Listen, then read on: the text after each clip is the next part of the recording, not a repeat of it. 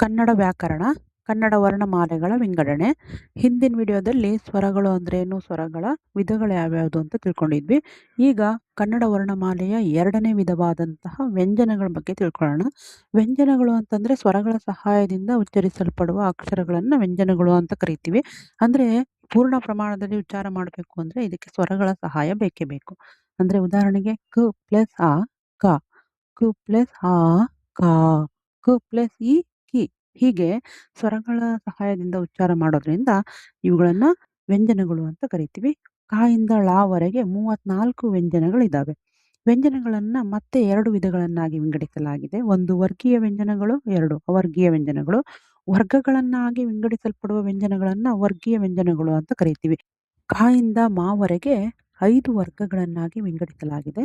ಒಂದೇ ಧ್ವನ್ಯಂಗದಿಂದ ಉಚ್ಚಾರ ಮಾಡುವಂತಹ ಅಕ್ಷರಗಳನ್ನ ಒಂದೊಂದು ವರ್ಗಗಳನ್ನಾಗಿ, ಗುಂಪುಗಳನ್ನಾಗಿ ವಿಂಗಡಿಸಲಾಗಿದೆ. ಆದ್ದರಿಂದ ಇದನ್ನ ವರ್ಗೀಯ ವ್ಯಂಜನಗಳು ಅಂತ ಕರಿತೀವಿ.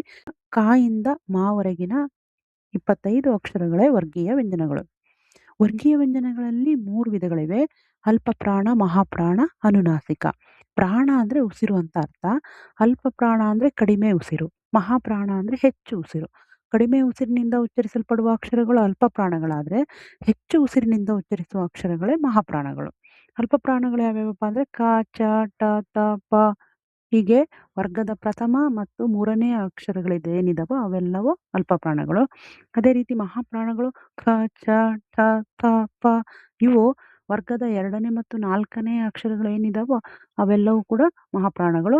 ಅಲ್ಪ ಪ್ರಾಣಗಳು 10 ಮತ್ತು ಮಹಾಪ್ರಾಣಗಳು 10. ಅದೇ ರೀತಿ ಅನುನಾಸಿಕಗಳು ವರ್ಗದ ಕೊನೆಯ ಅಕ್ಷರಗಳೇನಿದಾವೋ ಅವು ಅನುನಾಸಿಕ. 5 ಅಕ್ಷರಗಳು ಅನುನಾಸಿಕ ಅಕ್ಷರಗಳು. ಮೂಗಿನ ಸಹಾಯದಿಂದ ಉಚ್ಚರಿಸಲ್ಪಡುವ ಅಕ್ಷರಗಳೇ ಅನುನಾಸಿಕಗಳು. ನಾಸಿಕ ಅಂದ್ರೆ ಮೂಗು. ಮೂಗಿನ ಸಹಾಯ ಇಲ್ಲದೇನೆ ಇವನು ಉಚ್ಚಾರ ಮಾಡಕ್ ಬರೋದಿಲ್ಲ. ಹಾಗಾಗಿ ಇವನ್ನ ಅನುನಾಸಿಕಗಳು ಅಂತೇಳಿ ಕರೀತಾರೆ. ನಂತರ ಇನ್ನೊಂದು ವಿಂಗಡಣೆ ಅವರ್ಗೀಯ ವ್ಯಂಜನಗಳು. ವರ್ಗಗಳಾಗಿ ವಿಂಗಡಿಸಲು ಬಾರದ ವ್ಯಂಜನಗಳೇ ಅವರ್ಗೀಯ ವ್ಯಂಜನಗಳು. ಅಂದ್ರೆ ಇವುಗಳನ್ನ ಬೇರೆ ಬೇರೆ ಧ್ವನ್ಯಂಗದಿಂದ ಉಚ್ಚಾರ ಮಾಡೋದ್ರಿಂದ ವರ್ಗಗಳನ್ನಾಗಿ ವಿಂಗಡಿಸ್ಲಿಕ್ಕೆ ಬರೋದಿಲ್ಲ. ಯ ಇಂದ ಳವರೆಗಿನ 9 ಅಕ್ಷರಗಳನ್ನ ಅವರ್ಗೀಯ ವ್ಯಂಜನಗಳು ಅಂತ ಕರಿತೀವಿ. ಕನ್ನಡ ವರ್ಣಮಾಲೆಯ 3ನೇ ವಿಧ ಯೋಗವಾಹಗಳು. ಬೇರೆ ಅಕ್ಷರಗಳ ಜೊತೆಯಲ್ಲಿ ಮಾತ್ರ ಉಚ್ಚರಿಸಬಹುದಾದಂತಹ ಅಕ್ಷರಗಳೇ ಯೋಗವಾಹಗಳು. ಅಂದ್ರೆ 0, 2 0. ಇವುಗಳನ್ನ ಸ್ವತಂತ್ರವಾಗಿ ಉಚ್ಚಾರ ಮಾಡೋದಿಕ್ ಬರೋದಿಲ್ಲ. ಇವುಗಳಿಗೆ ಯಾವ್ದಾದ್ರು ಒಂದು ಅಕ್ಷರದ ಜೊತೆಯಲ್ಲಿ ಉಚ್ಚಾರ ಮಾಡಬೇಕು. 1 0ಯನ್ನ ಅನುಸ್ವಾರ ಅಂತ ಕರೆದ್ರೆ 2 0ಯನ್ನ ವಿಸರ್ಗ ಅಂತ ಕರಿತೀವಿ. ಇಷ್ಟು ಕನ್ನಡ ವರ್ಣಮಾಲೆಯ ವಿಂಗಡಣೆ ಮತ್ತು ವಿವರಣೆಯಾಗಿದೆ.